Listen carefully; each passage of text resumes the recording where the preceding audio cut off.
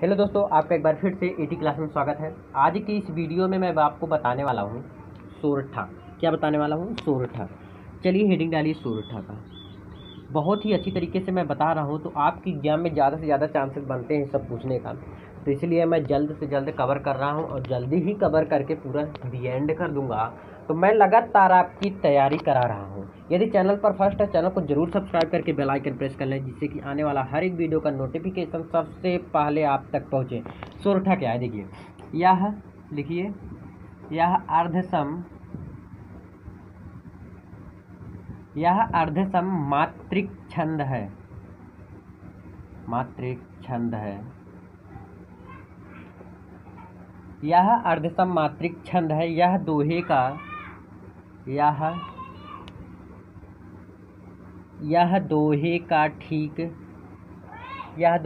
ठीक उल्टा होता है।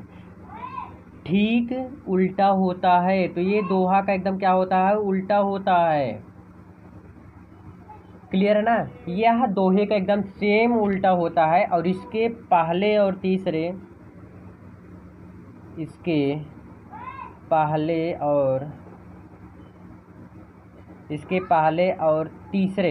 तीसरे ध्यान से समझिएगा। इसके पहले और तीसरे चरण में 11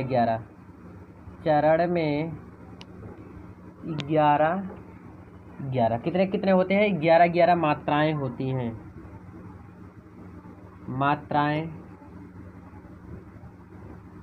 हैं। किसमें? पहले और तीसरे चरण में 11 मात्राएं होती, और द्वितीय और चतुर्थ में ध्यान दीजिएगा। इसके तीसरे चरण में 11 पहले और तीसरे में जब हो गए 11 और तीसरे और चतुर्थ में कितना रहेंगे? 13 मात्राएं होती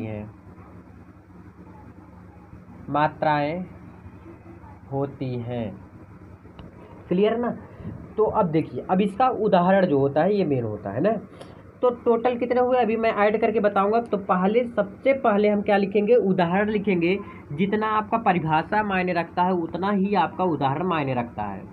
तो उदाहरण लिखिए और उसका लिखिए, तब उस पर अंक जो रहता है उसको डालिए और करिए। क्योंकि मैं आपको एक बता दिया हूँ, आप सब भी करना स्टार्ट कर दीजिए। काहे जू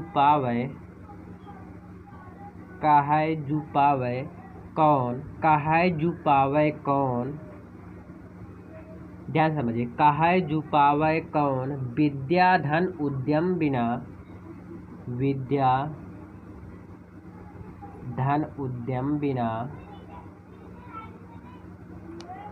ध्यान से समझिए। काहे जू पावे कौन, विद्या धन उद्यम बिना। ठीक ना? बिना, फिर से समझिए। विद्या धन उद्यम बिना। ठीक। अब इसके आगे क्या रहेगा? ज्यों, आगे लिखिए ऊपर करके थोड़ा। ज्यों पंखे, ध्यान से समझिएगा। पंखे थोड़ा हार्ड है। पंखे की पौन क्या है? काहे जू पावे कौन, विद्या धन उद्यम बिना। जो पंखे की पौन विद्या डुलाए ना मिले।